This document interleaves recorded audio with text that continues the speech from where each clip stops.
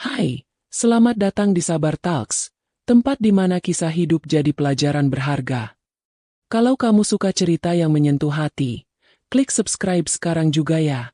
Jangan lupa like videonya, dan tulis di komentar kamu nonton dari mana. Siapa tahu, ada teman satu kota di sini. Dan sekarang, mari kita mulai kisah hari ini. Namaku Amira. Usia pernikahanku sudah memasuki tahun ke-10 bersama Dimas, pria yang sejak awal kuanggap sebagai anugerah. Dimas bukan pria yang romantis, tapi ia selalu sabar dan penyayang. Kami tidak pernah hidup bergelimang harta, tapi cukup. Cukup untuk makan, cukup untuk tempat tinggal, cukup untuk saling percaya. Tapi satu hal yang tidak pernah cukup adalah waktu untuk menunggu keajaiban. Anak. Kami sudah menunggu lebih dari 1 dekade. Aku pernah berpikir, mungkin memang belum waktunya. Tapi orang-orang tidak pernah sesabar itu. Mereka selalu punya waktu untuk menilai, berbisik, dan menyalahkan. Apa Amira mandul? Mungkin dia terlalu sibuk kerja dulu, makanya gak bisa punya anak. Kenapa gak nikah lagi, Mas Dimas? Sayangkan kalau gennya gak diteruskan. Omongan seperti itu menjadi makanan sehari-hari, terutama saat kumpul keluarga besar. Ibuku sendiri bahkan pernah menyarankan kami untuk mencoba pengobatan alternatif, pergi ke orang pintar, atau malah menyuruh kami ikut program bayi tabung, meski kami jelas-jelas tidak mampu membayar biayanya. Dimas hanya tertawa kecil setiap kali aku membawakan kabar-kabar itu padanya. Mereka boleh bicara apa saja, katanya suatu malam sambil mengelus rambutku. Tapi bagiku, kamu sudah cukup, dengan atau tanpa anak. Kalimat itu seharusnya membuatku tenang. Tapi entah kenapa, tiap kali ia mengucapkannya, hatiku justru merasa semakin kosong. 4 tahun setelah pernikahan, kami memutuskan untuk memeriksakan diri ke dokter kandungan. Setelah serangkaian tes, hasilnya menyatakan bahwa Dimas mengalami kelainan pada jumlah dan kualitas spermanya. Kata dokter, kemungkinan ia untuk memiliki anak secara alami sangat kecil, hampir mustahil. Aku tidak menangis saat itu. Aku menggenggam tangan Dimas, dan kami saling tersenyum seolah semua baik-baik saja. Tapi sejak hari itu, semua berubah. Aku tidak lagi berani membayangkan masa depan dengan suara tangis bayi di rumah. Setiap undangan akikah yang datang, setiap teman yang mengunggah foto USG, seperti menusuk-nusuk kesabaranku yang mulai tipis. Tapi aku tetap diam. Aku tidak ingin menyalahkan Dimas. Bukan salahnya. Kami tetap berusaha, tetap berdoa, meski harapan makin hari makin mengecil. Hingga suatu sore di bulan November, langit mendung menggantung dan angin berembus pelan di halaman rumah kami yang sederhana. Aku sedang menyiram tanaman, ketika kulihat seorang anak lelaki berdiri kaku di depan pagar. Usianya mungkin sekitar 8 tahun. Tubuhnya kurus, mengenakan kaos yang sudah pudar warnanya, dan memanggul tas ransel lusuh di punggung. Wajahnya, entah mengapa, terasa sangat familiar. Matanya tajam, alisnya tebal, dan rahangnya kokoh. Aku menatapnya beberapa detik. Ia juga menatapku, tapi tidak berkata apa-apa. "Adik, cari siapa?" tanyaku pelan. Mendekat ke arah pagar. Ia menunduk sebentar, lalu mengangkat wajahnya lagi. "Ini rumah Pak Dimas." Aku mengerutkan dahi. "Iya, betul. Ada apa ya?" Anak itu menghela napas. Tangannya menggenggam erat selembar kertas yang entah apa isinya. "Aku disuruh ke sini," katanya. "Ini rumah ayahku." Jantungku seperti berhenti berdetak. Aku mematung. Anak itu tidak menunjukkan rasa gugup, tidak juga takut. Seolah apa yang ia katakan barusan adalah sesuatu yang biasa, sesuatu yang tak perlu diragukan. "Ayahmu, siapa namanya?" "Pak Dimas. Katanya aku harus tinggal di sini sekarang." Kakiku lemas. Aku bersandar pada pagar. Mataku mencari-cari Dimas di dalam rumah, berharap ia keluar dan mengatakan semua ini hanya kesalahpahaman. Beberapa detik kemudian, Dimas muncul dari balik pintu depan, memanggilku karena air menyiram terlalu deras hingga membasahi jalan masuk. Tapi suaranya terhenti saat melihat siapa yang berdiri di depanku. Wajah Dimas mendadak pucat. Bibirnya terbuka, tapi tidak ada suara yang keluar.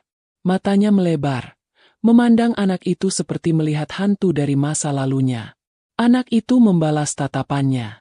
"Pak, ini ayah, kan?" Tanyanya sambil memperlihatkan selembar surat dan sebuah foto yang mulai kusam. Aku mengalihkan pandangan ke Dimas. Jantungku masih berdebar keras. Tanganku bergetar saat mencoba mengambil surat itu. "Apa ini, Dimas?" Dimas tidak menjawab. Tapi sorot matanya jelas itu bukan kebingungan, tapi rasa bersalah yang tak bisa ia sembunyikan lagi. Aku masih memegang surat yang diberikan anak itu. Kertasnya tipis, sudah lecek, dan sedikit robek di pinggir. Tapi tulisan tangannya masih bisa terbaca jelas. Surat itu ditulis oleh seseorang bernama Ratna, dan ditujukan kepada Dimas. Isinya singkat, seolah tergesa. "Dimas, aku titipkan Arga padamu. Aku tak bisa lagi merawatnya. Kau ayahnya, kau tahu itu. Aku mohon, beri dia rumah yang layak. Aku tak akan datang lagi." Aku mendadak pusing. Nafasku tercekat. Jari-jariku gemetar saat kubuka foto kecil yang diselipkan dalam surat itu. Tampak seorang perempuan muda memeluk Arga kecil, masih bayi saat itu, dan berdiri di samping mereka, mengenakan jaket hitam dengan senyum tipis. "Dimas." Aku memutar badan, menatap Dimas yang masih berdiri kaku. Suaraku nyaris tak keluar saat aku berkata, "Kau kenal perempuan ini?" Butuh waktu beberapa detik sampai akhirnya Dimas mengangguk. Sangat pelan. Lalu ia membisik, "Ratna." Nama itu seperti belati. Aku belum pernah mendengarnya. Bahkan sedikit pun. Tidak pernah keluar dari mulut Dimas. Tapi matanya berkata lain. Ia mengenal perempuan itu. Sangat mengenalnya. Arga, bocah itu, masih berdiri dengan wajah datar. Seolah semuanya biasa saja. Seolah ia tak sadar bahwa kehadirannya barusan telah mengoyak rumah tangga kami dari dalam. Aku melangkah masuk ke dalam rumah sambil menggenggam tangan Arga. Bukan karena aku menerimanya, tapi karena aku tak tahu harus berbuat apa. Aku dudukkan dia di sofa, menyuruhnya membuka sepatu, dan memberinya segelas air putih. Tanganku masih gemetar saat menutup pintu. Dimas berdiri tak jauh dariku. Ia mencoba menjelaskan, tapi lidahnya kaku. Ujung-ujungnya hanya satu kalimat yang keluar. "Biarkan aku jelaskan semuanya malam ini." Aku menatapnya tajam. "Bukan malam ini. Sekarang." Kami duduk bertiga di ruang tamu. Arga tertidur di pojok sofa setelah menyantap sedikit roti tawar dan susu hangat. Kepalanya miring, nafasnya teratur. Bahkan dalam tidur pun, wajahnya tetap seperti Dimas. Itu membuatku makin sulit untuk menyangkal kebenaran. Dimas membuka cerita dengan suara pelan, seperti seorang terdakwa yang sudah menyerah pada vonisnya. Beberapa tahun sebelum menikah denganku, Dimas pernah menjalin hubungan singkat dengan Ratna. Mereka bertemu di sebuah pelatihan kerja. Menurut pengakuannya, hubungan mereka tidak serius. Hanya sesekali bertemu, hanya sebatas teman yang lebih dekat. Tapi satu malam, aku hilaf, Mir. Suara Dimas parau. Hanya satu kali. Lalu setelah itu, kami tidak pernah bertemu lagi. Ratna pindah kota. Hilang begitu saja. "Dan kau tidak pernah tahu dia hamil?" tanyaku tajam. Dimas menggeleng. "Tidak pernah. Bahkan sampai kita menikah, aku pikir semua sudah selesai." Aku menghela napas panjang. Tapi rasa sesak itu tetap menempel di dadaku. "Kalau begitu, kenapa kau bisa yakin kau mandul? Hasil pemeriksaan dulu bilang begitu, kan?" Dimas mengusap wajahnya.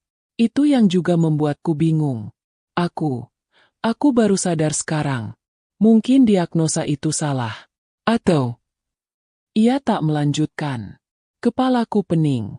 Jika benar Arga adalah anak kandung Dimas, itu berarti selama ini aku menjalani pernikahan yang dibangun di atas kebohongan besar, baik dari masa lalu maupun dari keyakinan yang kami percayai bertahun-tahun. Keesokan harinya, kami melakukan tes DNA. Diam-diam. Tanpa Arga tahu, aku tidak sanggup menunggu lama. Aku ingin jawaban pasti. Aku butuh kepastian, bukan cerita. Hasilnya keluar 3 hari kemudian. Arga memang anak kandung Dimas. Hari-hari setelah itu seperti berjalan di lorong sunyi. Aku mengurus Arga dengan setengah hati. Bukan karena aku membencinya, tapi karena setiap kali aku menatap wajahnya, aku melihat masa lalu suamiku yang tak kukenal. Luka yang belum sempat sembuh, dipaksa untuk diobati dengan kasih sayang yang belum siap diberikan. Tapi Arga berbeda. Ia anak yang manis, tidak banyak bicara, tapi sopan. Ia tahu menempatkan diri, tahu kapan harus diam. Di balik diamnya, aku bisa merasakan, dia sudah terbiasa ditinggalkan. Saat aku menanyakan padanya, "Apa ibumu sering pergi?" Arga hanya menjawab dengan datar. "Ibu bilang aku harus kuat. Katanya aku lebih baik tinggal dengan ayah. Dia gak bisa urus aku." Jawaban itu mencabik hatiku. Bukan hanya karena perasaan sesak sebagai istri yang dikhianati, tapi juga sebagai perempuan yang tak pernah diberi kesempatan untuk menjadi ibu, dan sekarang dipaksa untuk mengambil peran itu pada anak dari perempuan lain. Dimas mulai berubah. Ia jadi lebih pendiam, sering menyendiri. Malam-malam, aku melihatnya menatap Arga dari kejauhan, seperti belum bisa menerima sepenuhnya bahwa bocah itu adalah darah dagingnya. Tapi aku tahu, itu hanya bentuk ketakutannya. Takut kehilangan aku. Karena aku tidak lagi tidur sekamar dengannya. Suatu malam, Arga demam. Panasnya tinggi, tubuhnya menggigil. Aku yang mengurusinya. Menyeka keringatnya, mengganti bajunya, menyuapi obat. Dimas hanya berdiri di ambang pintu, seperti orang asing. Saat Arga mengigau dalam tidur, aku dengar ia memanggil, "Bu, jangan tinggalin Arga." Aku menangis pelan. Perasaan ini rumit. Aku tidak tahu apa yang aku rasakan. Antara benci, kasihan, dan keinginan untuk mencintai, semuanya bertabrakan dalam diam. Paginya, Arga sembuh. Dan saat membuka mata, ia menggenggam tanganku sambil berbisik, "Terima kasih, Ibu." Aku tercekat. "Ibu." Ia tersenyum kecil. "Boleh aku panggil Ibu?" Aku tidak menjawab. Aku hanya mengelus rambutnya. Tapi entah kenapa, air mata mulai menetes satu persatu. Di luar kamar, Dimas berdiri memandangi kami. Tapi kali ini, tatapan itu bukan rasa bersalah. Itu ketakutan. Ketakutan bahwa aku mulai mencintai anak dari perempuan lain. Dan bisa jadi, aku tak akan pernah memaafkan dia. Beberapa hari setelah Arga sembuh, suasana rumah kami berubah total. Tidak ada lagi percakapan antara aku dan Dimas yang bisa disebut hangat. Hanya formalitas. Hanya sepatah dua patah kata yang dilempar seperti tugas rutin. Bahkan saat makan malam, keheningan lebih akrab daripada suara sendok dan garpu. Namun, ada satu kebiasaan baru yang muncul. Aku lebih sering bersama Arga daripada dengan Dimas. Bocah itu cepat menyesuaikan diri. Ia membantu menyapu halaman, menyiram tanaman, bahkan membereskan mainannya sendiri tanpa perlu disuruh. Ia tak pernah rewel, tak pernah merengek. Bahkan saat aku dengan sengaja tidak menyuapi dia dengan lauk yang enak, Arga tidak protes. Ia hanya menunduk dan makan perlahan. Seolah, memang begitulah hidup yang dia kenal. Malam itu, aku duduk di teras rumah, memandangi langit yang kosong. Tak ada bintang. Hanya hitam pekat yang seolah menertawakan diriku. Dimas duduk di dalam, membaca buku, pura-pura tak melihatku. Tapi aku tahu, sejak Arga memanggilku, "Ibu," Dimas semakin menjauh. Dan aku pun tak ingin mendekat. Tiba-tiba, Arga keluar, membawa kertas lipat yang sudah usang. "Bu, aku nemu ini di dalam tasku. Mau lihat?" Katanya polos. Aku buka lipatan kertas itu. Isinya lebih seperti coretan harapan seorang ibu, Ratna, kepada anaknya. Namun di bagian bawah, aku menemukan sebuah kalimat yang membuat hatiku mencelos. "Maafkan ibu, kalau ayahmu menolakmu. Cari laki-laki bernama Galih. Dia tahu semuanya. Siapa Galih? Aku berpikir keras. Nama itu asing. Tapi kenapa disebut-sebut oleh Ratna dalam surat terakhirnya?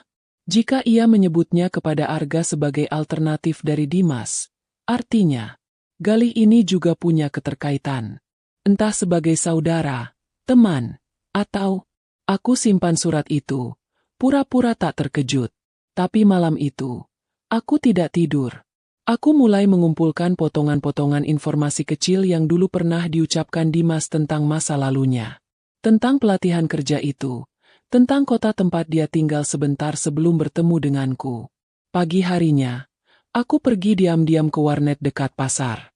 Aku ketik nama, Galih, dan Ratna. Disusul nama kota tempat Dimas dulu tinggal.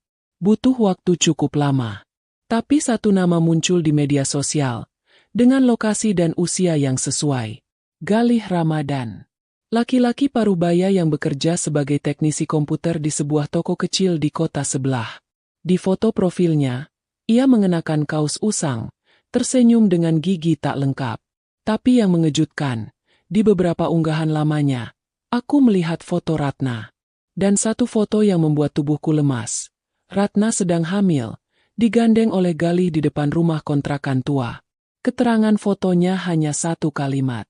Menjaga titipan Tuhan, meski bukan darahku sendiri. 2 hari kemudian, aku pergi menemuinya. Aku tidak bilang ke Dimas.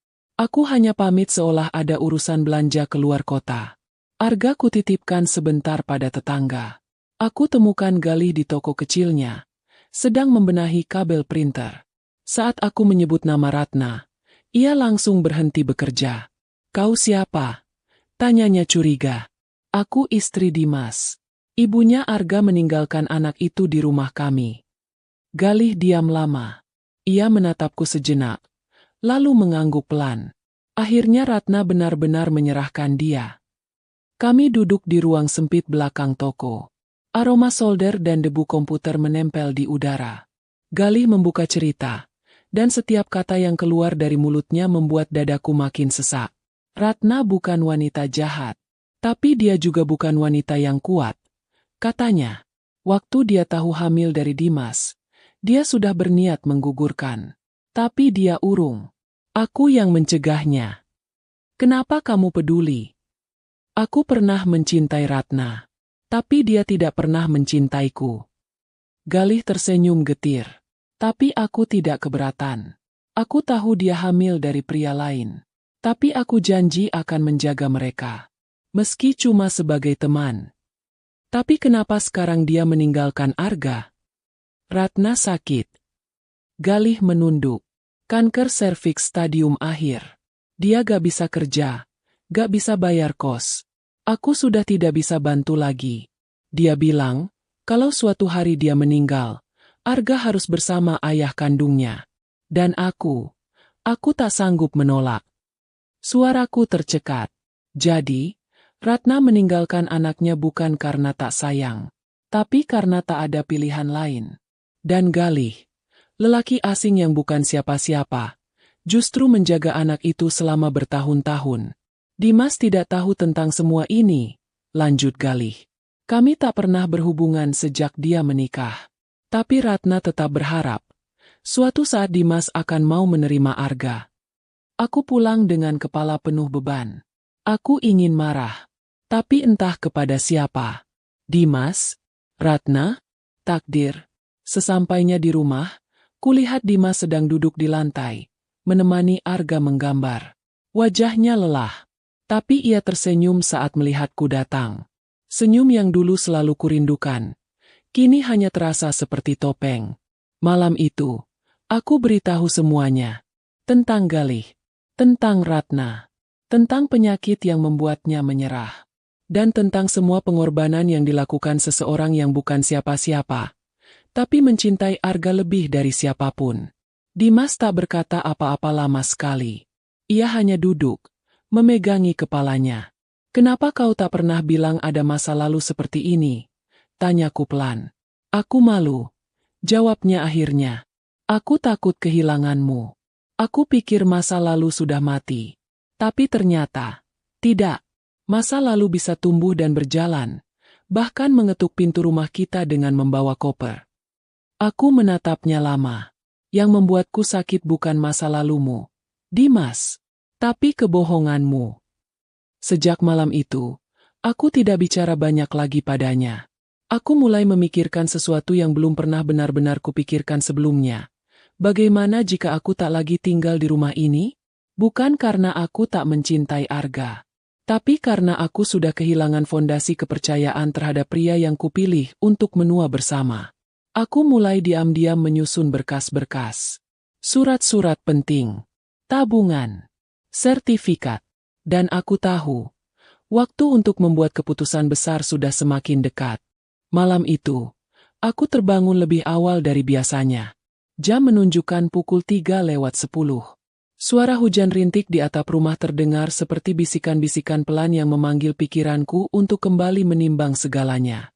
Aku melangkah ke kamar Arga. Anak itu tertidur pulas. Pelukannya erat pada bantal bergambar robot yang kubelikan seminggu lalu. Di meja belajarnya, ada gambar keluarga. Seorang laki-laki, perempuan, dan anak kecil yang memegang balon. Ketiganya tersenyum. Di atas gambar itu, dengan tulisan besar, ia menulis, "Keluargaku." Hatiku teriris. Aku bukan ibu kandungnya. Tapi anak itu, dengan segala luka dan ketidaksempurnaannya, mencintaiku seperti aku satu-satunya tempat pulangnya. Aku melangkah ke dapur. Cahaya remang dari lampu kulkas menyambutku. Aku duduk di kursi, menggenggam secangkir teh hangat yang tak sempat ku minum, dan membuka amplop kecil dari bawah laci. Isinya, hasil cek ulang yang kulakukan diam-diam. Tes kesuburan Dimas. Aku ingin tahu, apakah benar selama ini kami hidup dalam dusta medis, atau ada sesuatu yang lebih kelam dari itu? Dan jawabannya tertera jelas di halaman terakhir. Tidak ditemukan kelainan signifikan pada kualitas maupun kuantitas sperma. Kesuburan dalam kategori normal. Tanganku lemas. Surat itu jatuh ke lantai. Artinya, bukan hanya soal masa lalu dan anak dari perempuan lain. Tapi Dimas tahu sejak lama bahwa dia bukan mandul. Dia hanya tidak memberitahuku. Pertanyaannya sekarang, kenapa? Pagi harinya, aku menyiapkan sarapan seperti biasa. Tapi kali ini, tanpa kata, tanpa senyum, bahkan tanpa menatap wajah Dimas sedikit pun. Dimas merasakannya. Ia mencoba berbicara, tapi aku tetap diam. Sampai akhirnya aku letakkan surat hasil cek itu di hadapannya, di antara piring nasi dan gelas air putih. Ia membacanya. Wajahnya berubah. Sejenak aku lihat napasnya tercekat. Lalu ia menatapku. "Kosong. Kamu tahu ini dari mana?" "Dari tempat yang sama saat pertama kali kita cek kesuburan. Aku minta mereka lakukan ulang. Karena aku tahu, kamu berbohong." "Aku tidak bohong." "Berhenti, Dimas." Suaraku dingin. "Berhenti menutupi semuanya. Kau bukan hanya menyembunyikan anak, tapi juga menyembunyikan fakta bahwa kau sebenarnya bisa memberiku anak sejak dulu. Tapi kau memilih diam." Dimas berdiri, mencoba menjelaskan. Tapi aku mengangkat tangan, menyuruhnya duduk kembali. "Kau tahu apa artinya? 10 tahun. Aku disalahkan. Dianggap mandul. Dituduh kurang ibadah. Difitnah karena tidak bisa memberi keturunan. Dan kau diam. Kau biarkan aku terluka demi menutupi rasa takutmu." "Aku takut kehilanganmu, Mira," katanya akhirnya, suara gemetar. "Aku tahu hasil ulang itu sejak tahun ke-7 pernikahan kita. Tapi aku pikir, kalau aku bilang, kamu akan bertanya kenapa baru sekarang. Dan saat itu aku tidak bisa menjawabnya. Aku tidak butuh alasan, Dimas. Aku butuh kejujuran." Beberapa hari setelah kejadian itu, aku memutuskan pindah tidur ke kamar tamu. Dimas tidak melarang. Ia tahu, garis batas sudah ditarik, dan hanya kejujuran penuh yang bisa memperbaikinya. Tapi sayangnya, saat kejujuran datang terlambat, ia hanya menyisakan puing.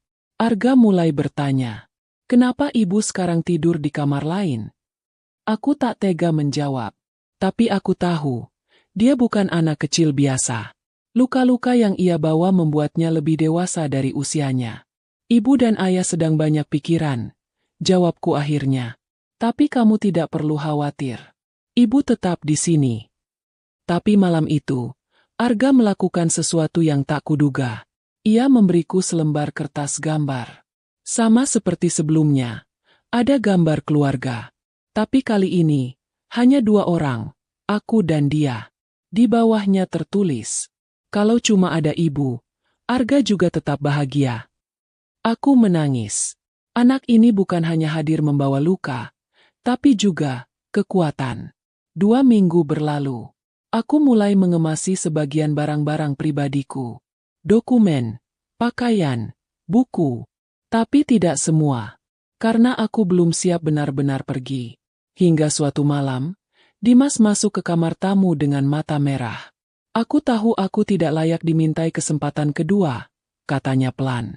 Tapi aku hanya ingin kau tahu, saat Arga memanggilmu ibu, aku tahu aku bukan lagi yang terpenting di hidupmu. Aku menatapnya, tidak dengan marah, tapi dengan kesedihan yang dalam. Bukan kamu yang bukan penting, Dimas, tapi kepercayaan yang kau rusak itu, yang tak bisa aku perbaiki lagi. Dimas duduk di lantai, bersandar pada dinding. Aku ingin menebus semuanya, apapun caranya. Tapi kalau memang kamu memutuskan untuk pergi, aku akan biarkan. Aku cuma minta satu hal. Apa? Jangan tinggalkan Arga. Aku tidak menjawab malam itu. Tapi dalam hati, aku tahu, jawaban itu sudah lama tumbuh. Aku tak bisa meninggalkan anak itu. Arga bukan lagi anak dari perempuan lain. Ia adalah bagian dari luka dan cinta yang aku rawat di dalam diam. Aku tidak tahu apakah rumah ini masih akan menjadi tempatku berpulang. Tapi satu hal yang pasti, anak itu tidak akan kehilangan seorang ibu lagi. Minggu pagi itu, aku duduk di meja makan dengan segelas kopi yang hampir dingin. Dimas masih tertidur. Mungkin sengaja membiarkan hari itu menjadi tenang, setenang sebelum badai. Arga duduk di hadapanku sambil menggambar lagi, seperti biasa. Kali ini ia menggambar rumah. Ada taman kecil di depannya. Dan di samping rumah, ada 2 pohon mangga yang tinggi, seperti di halaman kami. Tapi yang membuatku tercekat adalah detail kecil di jendela rumah itu. Ada 2 sosok tersenyum di balik kaca. Arga dan aku. Kenapa gak digambar ayah juga? Tanyaku pelan, mencoba terdengar santai. Arga menatap gambarnya, lalu menambahkan satu sosok kecil yang berdiri jauh di halaman. Ia tersenyum, tidak berkata apa-apa. Tapi aku mengerti maksudnya. Dimas, dalam hati Arga, tidak pernah benar-benar hilang, tapi juga tidak pernah benar-benar ada. Hari itu, aku mengajak Arga berjalan ke taman dekat rumah. Angin berembus pelan, dan dedaunan berjatuhan seperti ingin menyambut langkah kami. Di tengah perjalanan, aku berhenti di bawah pohon beringin besar. Arga, panggilku pelan. Kalau ibu gak tinggal di rumah itu lagi, kamu mau ikut ibu? Ia diam sejenak. Sorot matanya berubah. Tak seperti anak 8 tahun yang biasanya menjawab cepat dan polos. Kali ini, Arga menatapku dengan dalam. Ibu mau pergi? Tanyanya akhirnya. Aku mengangguk pelan. Ibu dan ayah mungkin memang tidak bisa bersama lagi. Tapi kamu, nak, kamu bisa ikut siapa saja.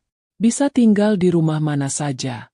Tapi ibu ingin tahu, kamu mau ikut siapa? Ia menunduk, lalu menggenggam ujung bajuku. Ibu. Aku menarik napas panjang, lalu memeluknya. Di saat yang sama, dadaku terasa seperti pecah, karena aku tahu, keputusan ini tidak hanya menyangkut aku dan Dimas, tapi juga hati kecil anak ini yang baru saja mengenal arti rumah. Malamnya, aku mengemasi barang-barang terakhirku. Kali ini sungguh, tidak lagi ragu. Tidak lagi menggantung. 1 koper besar, dan 1 tas jinjing. Arga duduk di ranjang, memperhatikan dalam diam.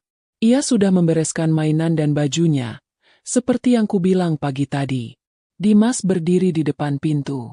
Tidak menahan, tidak memaksa. Hanya mata merah dan wajah yang lelah. Sisa-sisa kepercayaan di matanya tinggal serpih yang tak bisa lagi ia kumpulkan. Aku bisa antar kalian, katanya pelan. Aku menggeleng. Kita cukup sampai sini, Dimas. Ia mengangguk, perlahan, lalu membungkuk ke arah Arga dan mencium ubun-ubunnya. Jadilah anak hebat ya, Nak. Ayah minta maaf. Arga hanya diam. Ia mengangguk kecil, lalu berbalik memelukku. Kami pindah ke rumah sewa kecil di kota sebelah. Tidak besar, tapi cukup untuk 2 orang dan sebuah awal yang baru. Hari-hari pertama terasa aneh. Tidak ada suara Dimas. Tidak ada meja makan besar. Tapi aku mulai terbiasa. Dan Arga, ia tumbuh dengan lebih ceria. Ia mulai bergaul dengan tetangga, bermain sepeda, dan masuk sekolah dasar dekat rumah. Terkadang, ia bertanya, boleh gak Arga telepon ayah? Dan aku selalu menjawab, tentu saja boleh. Karena meskipun aku pergi dari rumah itu, aku tidak pernah mengajarkan Arga untuk membenci ayahnya. Aku tidak ingin anak ini tumbuh dengan luka yang diwariskan. Aku ingin dia sembuh. Sejak kecil. 1 bulan kemudian, aku mendapat surat. Bukan dari Dimas, tapi dari seorang perempuan yang mengenalkan dirinya sebagai adik Ratna. Ia tahu dari Galih bahwa Arga kini tinggal bersamaku. Dalam surat itu, ia menuliskan kabar duka. Ratna meninggal 2 minggu setelah meninggalkan Arga. Ia juga mengucapkan terima kasih atas keberanianku, atas ketulusan yang bahkan keluarganya sendiri tidak mampu berikan pada anak Ratna. Aku membaca surat itu di malam hari, sendirian. Air mata menetes, bukan karena kehilangan Ratna, tapi karena kini semuanya berakhir. Semua akar konflik, semua masa lalu, telah benar-benar selesai. Kini hanya tersisa kami bertiga. Aku, Arga, dan hidup baru. Dimas masih mengirim uang untuk kebutuhan Arga setiap bulan. Ia juga sesekali datang menjenguk, meski hanya sebentar. Hubungan kami dingin, tapi tidak bermusuhan. Dan aku tak pernah menutup pintu jika Arga ingin menghabiskan waktu dengan ayahnya. Karena bagiku, perpisahan bukan soal balas dendam, tapi tentang menjaga apa yang tersisa, agar tidak hancur seluruhnya. Setiap malam, sebelum tidur, Arga punya kebiasaan baru. Ia akan menyelipkan gambar kecil di bawah bantalku. Gambar-gambar sederhana tentang harinya. Tentang sekolah. Tentang kami berdua. Tapi satu malam, aku menemukan gambar yang berbeda. Sebuah rumah besar. Ada aku. Ada Arga. Ada Dimas. Dan di langit, tertulis, Arga bahagia. Karena ibu tetap tinggal di hatiku. Aku menangis selama malam itu. Karena akhirnya, aku tahu, cinta tidak harus memiliki, dan keikhlasan adalah bentuk cinta paling utuh yang pernah ada.